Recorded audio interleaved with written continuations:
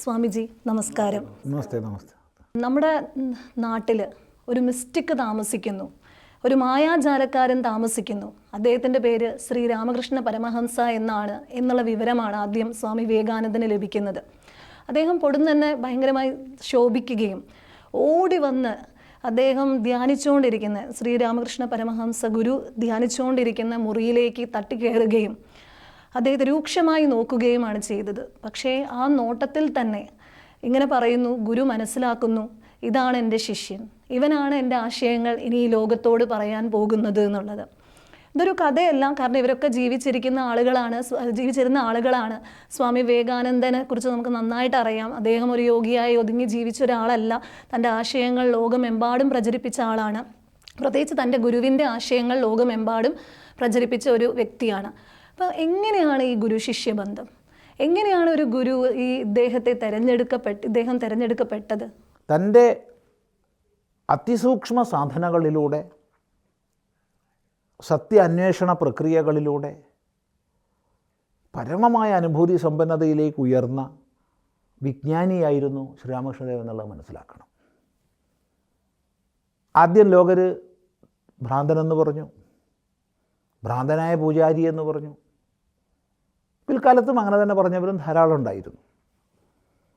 തൻ്റെ ആ പൂർണ്ണമായ അനുഭൂതി സമ്പന്നതയെ നൽകത്തക്ക ശിഷ്യന്മാർ ആദ്യഘട്ടത്തിൽ ഉണ്ടായിരുന്നില്ല.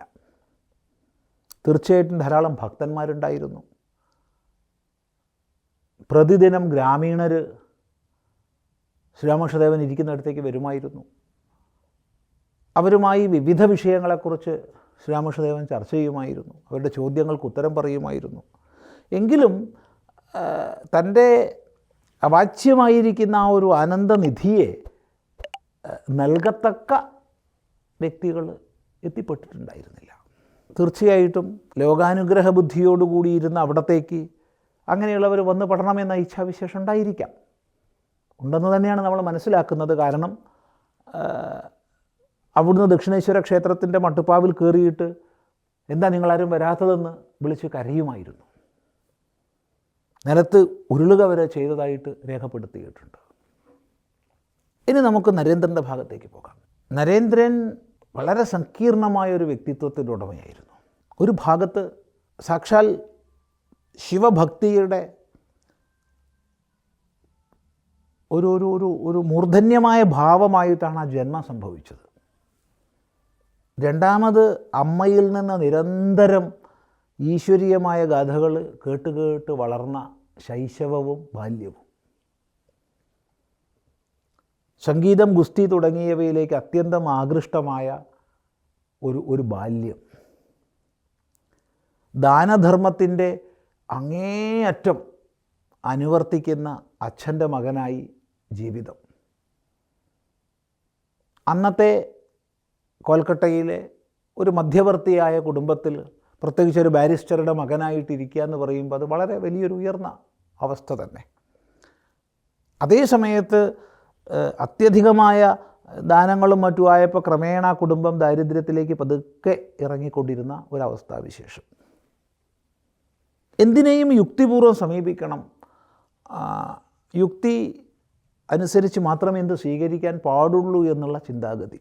ഹൈസ്കൂൾ വിദ്യാഭ്യാസ കാലഘട്ടത്തിൽ തന്നെ ബംഗാളിൽ അക്കാലത്ത് വളരെ പ്രബലമായിരുന്ന ബ്രഹ്മസമാജത്തിൻ്റെ സിദ്ധാന്തങ്ങളിലേക്ക് ആകൃഷ്ടമാവുകയാണ് നരേന്ദ്രൻ. ഇപ്പോൾ ബ്രഹ്മസമാജം തീർത്തും ഔപനിഷദമായ ചിന്താപദ്ധതിയെയാണ് മുൻനിർത്തുന്നത്. ഒരിക്കലും വിഗ്രഹാരാധനകളെ അംഗീകരിക്കാത്ത, ക്ഷേത്രോപാസനയെ അംഗീകരിക്കാത്ത സിദ്ധാന്തമാണ്. അതേസമയത്ത് ശുദ്ധമായ വേദാന്ത ചിന്താപദ്ധതിയാണ് ബ്രഹ്മസമാജം പുലർത്തുന്നത്. അപ്പോൾ ഈ ഭക്തിയുടെ, ശിവകഥകളുടെ എല്ലാം ഭാവം ഉള്ളിൽ, ബ്രഹ്മസമാജത്തിൻ്റെ ചിന്താപദ്ധതി വേറെ ഭാഗത്ത്, യുക്തിപൂർവം കണ്ടെത്തുന്നതിനെ മാത്രം സ്വീകരിക്കുന്ന ഒരു കാഴ്ചപ്പാട് മറ്റൊരു ഭാഗത്ത്, ഇതെല്ലാമായി ആ കൗമാരത്തിൽ കഴിയുന്ന, അല്ലെങ്കിൽ കൗമാരത്വത്തിൽ നിന്ന് യുവത്വത്തിലേക്ക് പ്രവേശിക്കുന്ന നരേന്ദ്രനിൽ വളരെ ഒരു സംഘർഷഭരിതമായ മനസ്സ് നമുക്ക് കാണാൻ പറ്റും. കോളേജിലേക്ക് ചേരുന്നതോടുകൂടെ, യൂണിവേഴ്സിറ്റിയിൽ ചേരുന്നതോടുകൂടെ സാമാന്യം സ്വാതന്ത്ര്യം കിട്ടിയ ആ യുവാവ് തൻ്റെ ചോദ്യവുമായി ബന്ധപ്പെടാത്തവരില്ല. കേശവ് ചന്ദ്ര സെൻ ആയാലും ദേവേന്ദ്രനാഥ ഠാക്കൂർ ആയാലും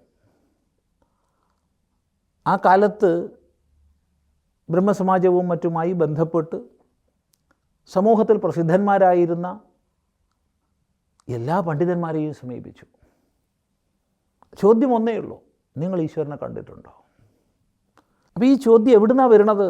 ഈശ്വരൻ നാമരൂപങ്ങളോടൊത്ത് പൂജ്യനായി നിലകൊള്ളുന്ന ഭാവം, അമ്മയിൽ നിന്നും മറ്റും ഉൾക്കൊണ്ടിട്ടുള്ള ദേവതാഭാവം. ഈശ്വരൻ ഒരിക്കലും രൂപയുക്തനല്ല, അരൂപിയാണെന്നുള്ള ബ്രഹ്മസമാജത്തിൻ്റെ ഔപനിഷിതമായ സിദ്ധാന്തം. ഈ രണ്ടിൻ്റെയും ഇടയ്ക്കുള്ള സംഘർഷമാണത്. അപ്പോൾ ധാരാളം മന്ത്രോദ്ധാരണങ്ങളോടുകൂടി പലരും പല മറുപടികളും പറഞ്ഞെങ്കിലും അതൊന്നും ഹൃദയത്തിലേക്ക് പ്രവേശിച്ചില്ല. കാരണം ആ മറുപടികളൊക്കെ മസ്തിഷ്കത്തു നിന്ന് വന്നതാണ്. മസ്തിഷ്കത്തു നിന്ന് വരുന്ന മറുപടി ഹൃദയത്തിൽ പ്രവേശിക്കില്ല, അത് മസ്തിഷ്കത്തിലൂടെ കടന്നു പോകും. അങ്ങനെ ഇരിക്കുമ്പോഴാണ് അപ്പോൾ ഒരുവിധം അറിവുണ്ട് എന്ന് താൻ കരുതുന്നവരോടൊക്കെ ഈ ചോദ്യം ചോദിക്കും. നരേന്ദ്രൻ തൻ്റെ ഇംഗ്ലീഷ് പ്രൊഫസറോട് ഇതേ ചോദ്യം ആവർത്തിക്കുന്നത്. ആ ഇംഗ്ലീഷ് പ്രൊഫസറാണ് പറയുന്നത്, ഇതിന് മറുപടി ലഭിക്കണമെങ്കിൽ ദക്ഷിണേശ്വരത്ത് നീ പോകൂ.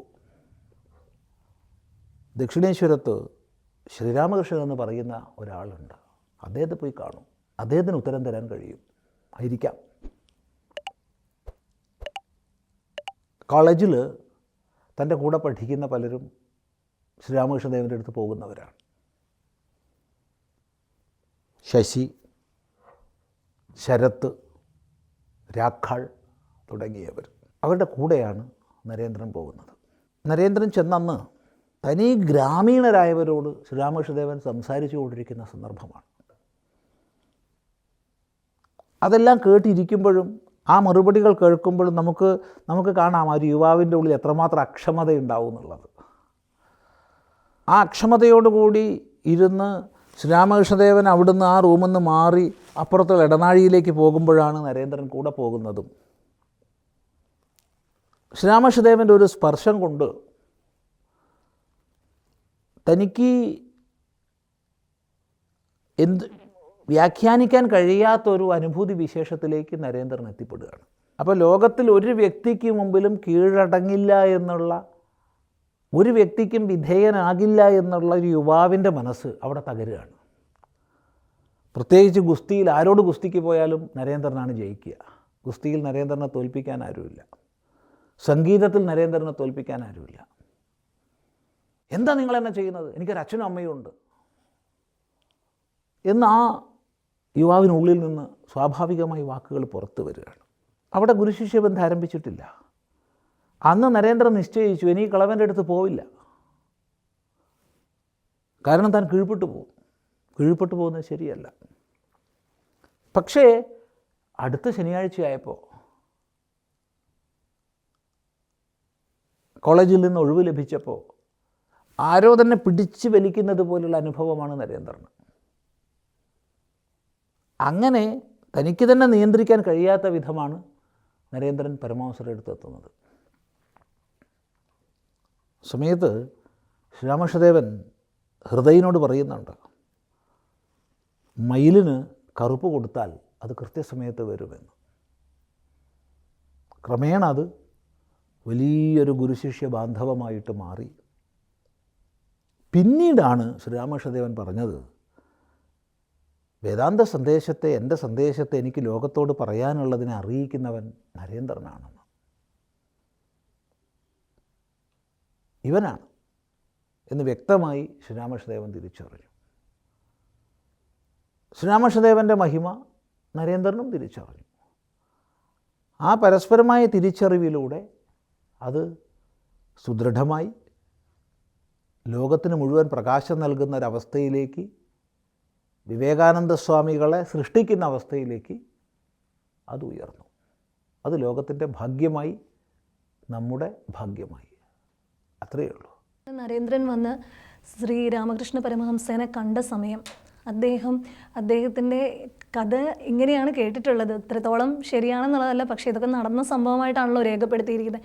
കാലാണ് ഹൃദയത്തിൽ പതിപ്പിച്ചതെന്നും അതോടുകൂടി അദ്ദേഹം ഒരു സമാധി എന്നുള്ളൊരു സ്റ്റേറ്റിലേക്ക് 24 മണിക്കൂർ ഒന്നും അറിയാത്തൊരു സ്റ്റേറ്റിലേക്ക് പോയെന്നും, പിന്നെ അത് കഴിഞ്ഞ് 24 മണിക്കൂർ കഴിഞ്ഞപ്പോഴാണ് നരേന്ദ്രൻ കണ്ണ് തുറക്കുന്നത്.